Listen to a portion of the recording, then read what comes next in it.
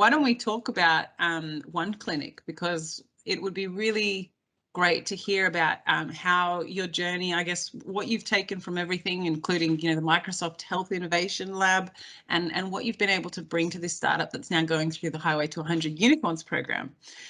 It's really cool to welcome you back into the Microsoft fold, sort of from the other side, because what this program aims to do is to give as much as a startup is able to kind of take and ask for, because when your vision is I guess as clear as can be, startup vision is not always, you can't always see very far ahead. But when you actually know what you could probably get from Microsoft, I think it makes it really, really valuable. So I'm interested to hear how the journey has gone so far. So we'll kick off. Maybe why don't you tell us, what does, in a nutshell, One Clinic do? So our plan is to provide a complete end-to-end platform for the private clinics. In Vietnam, as well as in a lot of other countries, the public hospital has many problems. Even if you have the best technology, it's not always guaranteed that you actually will succeed in those public hospital playground. So we decided that we use all of the technology that we have developed, and we will aim it for the private clinics instead. So what we do is we actually will cover the entire patient journey from the moment when they first make the choice of doctor, make the booking app, and then they will come to the clinics to have their appointment, and then the doctor will examine them, and then the doctor can send them to other facility like testing labs or so on and so forth, and then they can return back to the clinics, or they have telemedicine. And finally, when the doctor finishes their case, the doctor will actually share the medical record on the personal health record. And all of this is actually on the Filer platform. Filer is fast healthcare interchange response format, which is international standard. The US also use Filer quite a bit. In fact, Microsoft and Google both are the big proponent behind Filer. So then the patient can actually use this personal health record and share it with their doctor, both inside Vietnam and outside of Vietnam, or anywhere they go in the world. So the entire platform is Filer-based. Yeah. And it's extremely important, more and more these days, as we are allowed to travel again, that essential records like your health records are able to be brought with you and interpreted by people that you might be receiving healthcare for around the world. That's amazing. And so what sort of challenges do you face? That's quite a big question, but if you were to narrow it down into sort of a few challenges that you sort of see as your main ones, what would they be? So the first one would be how to attract all of the clinics to join our game. So that's actually an easy one, because we give away the software. Right, so that's an easy one. We only charge, we give away the SIS, which is the software that enables the clinic to manage itself. We charge the EMR only for storage, the electronic medical record, which is only for storage. And then the personal health record, we charge the patient, but the price is actually very simple. So it's $5 for an entire year. When in fact, if you go to a single hospital clinics or whatever in Vietnam, you actually have to pay $1 for one per clinic. So our personal health record will spend across the entire year for whatever clinic you go to. And so our first challenge is somehow to expand the customer base inside Vietnam, just as the testing ground. And then after that, expand to Southeast Asia, to APAC, and then beyond. Because we actually build on world-class technology. We run on the cloud. We run on latest health international data exchange center for healthcare, as well as for data security and privacy. So we can actually scale globally from the technology point of view. Wow. And so that's where we need help. What you're highlighting is something that we see a lot with startups, in that they've solved a problem that their startup is focused on, but when it comes to pricing, and the subscription model or the business model itself, that's nearly 50% of whether the business is going to succeed, because it's how your customers can actually uptake your product. And if you get that right, and if it's easy to roll out and pick up, that's an enormous factor in the success and scaling potential for a startup. So it's great to hear that you've got that sorted, and that it's so attractive and so easy for your customers to, first of all, be using the software, and then that it presents a better alternative to what's out there at the moment, the single-use dollar spend versus a 12-month subscription. It's making sense very quickly, which is a really good sign for a startup, as you would probably know. Yeah, so we actually, as you noticed, I started the first Microsoft Health Innovation Lab in Vietnam. So I've been in healthcare for quite since 2017, which is almost 5 years, right?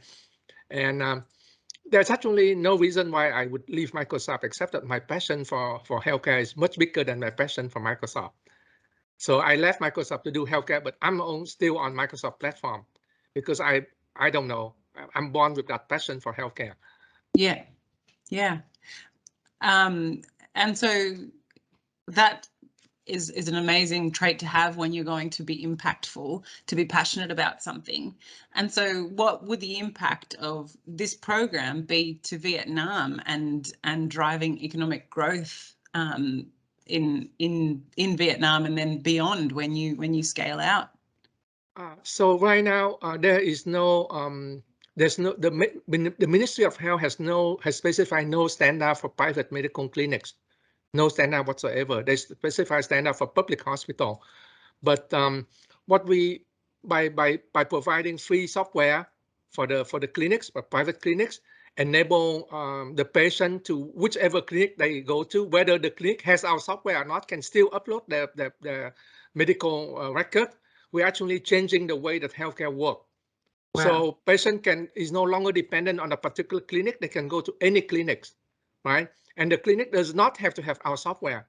So we maintain both backward compatibility as well as international compliance. And with this, what will happen is that we will narrow down the cost, because the patient doesn't have to repeat test. Whatever clinic they go to, they can actually reuse a test that was done at the previous visit, as well as the medical insurance company can actually use a personal health record once the patient shared to them to verify the claims, right? So this actually has impact on the patient personal healthcare journey, as well as the medical insurance company, as well as a doctor, because they can provide better care because they have past medical history. So we see an overall impact on not just Vietnam, but beyond. Yeah. And the amount of I imagine that the margin of error is lessened with such a streamlined approach, when you have tests that don't need to be repeated, and patients that are less jaded with retelling the story, and everything in one place. That's an amazing shift. Yes. Revolutionary, actually. So that's amazing. And I mean, because you're sounding so super clear on what it is that you'd like to do, how do you see the Microsoft for Startups program, Highway to 100, actually being able to, what do you hope to achieve through this program? So the most important thing in this program is that so we right now collecting data, because with our software that we actually be able to amass large amounts of healthcare data. We need to apply AI to this data. So I think this is where Microsoft can come in and help a lot based on real data, because the biggest problem with AI is lack of data, right? Clean data, real data.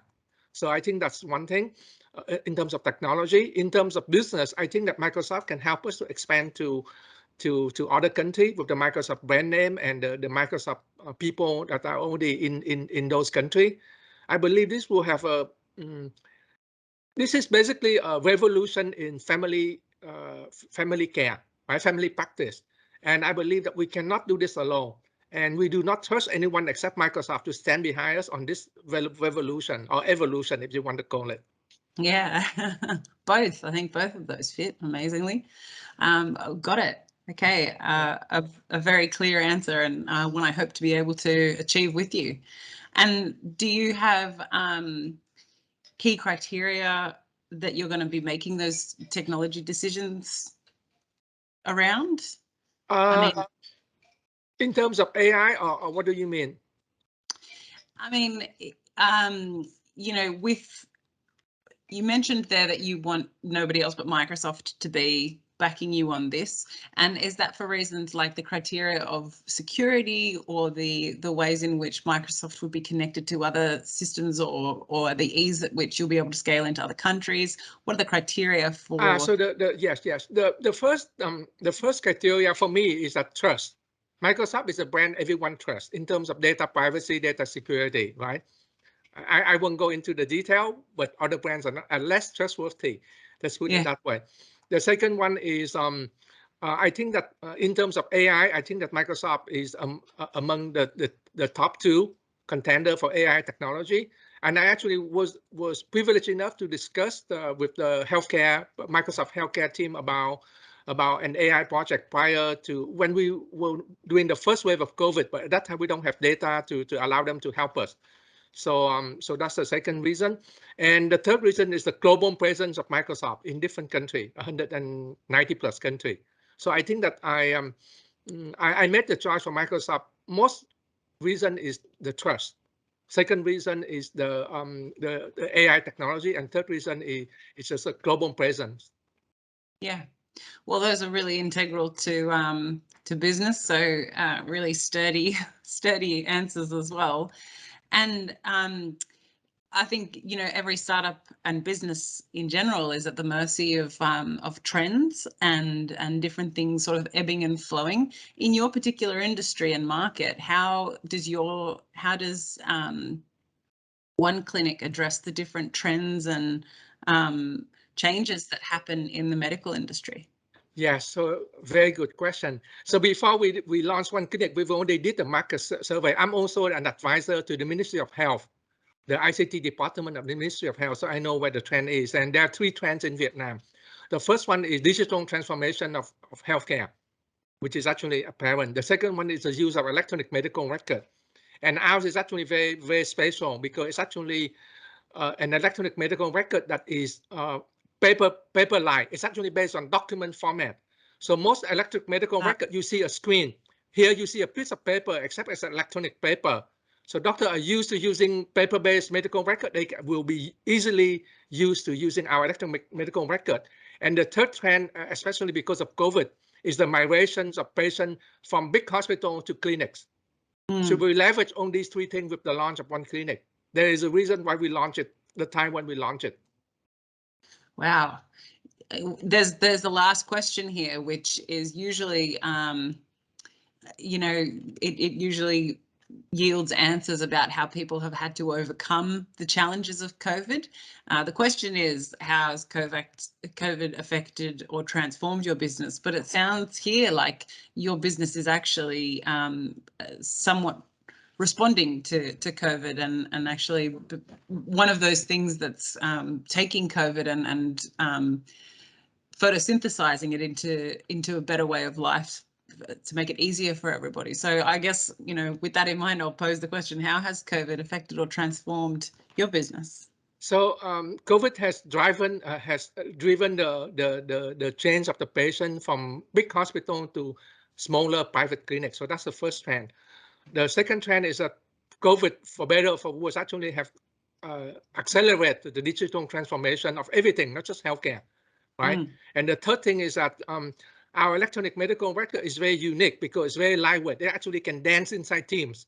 It works as a plug. It actually can be a Word plug-in, but we didn't make it a Word plug-in because we didn't want to require everyone to have to buy Word. So it's actually exactly like a Word. It's actually a document-based platform. It dances inside Teams, and because of that, doctor in Hue province actually using it to treat COVID patient at home right now. So we actually, as we speak, this technology is actually being applied to novel use. In terms of the treatment of COVID. Well, it's an amazing business, and you know, your passion is infectious. It's really easy to feel, and I think that there's such a there's such a potential for this to really change a lot of people's lives. And I hope that you're getting that satisfaction as a founder to know that what it is that you've developed is going to have such an evolutionary and a revolutionary change in something that's so important. More than ever, healthcare is top of mind and front of view for everybody on the planet, more or less. So we are so happy to have you in the program. Okay, thank you. Thanks for taking the time to talk to us today, and hopefully we can check in maybe the second, maybe halfway through the year, and check in again and see what you're up to for everybody that's interested, because this is an amazing story and a journey certainly to follow. Thank you so much, and I'm actually very privileged to be in this program. And after I left Microsoft, I'm still a Microsoft fan, always. Oh, that's an amazing sign. That's a really good sign, I think. So many of the competitors try to recruit, but I said I will do a startup. I will not go against Microsoft, no matter what. So well, thanks, Frank. We're delighted you've gone that way, and we're really lucky to have you in the program. thank you, Kathy. Well, it was great to talk today, and we'll be in touch. Okay, thank you very much. Bye bye. Have a good day. See you. Bye bye. You Yes, too. bye.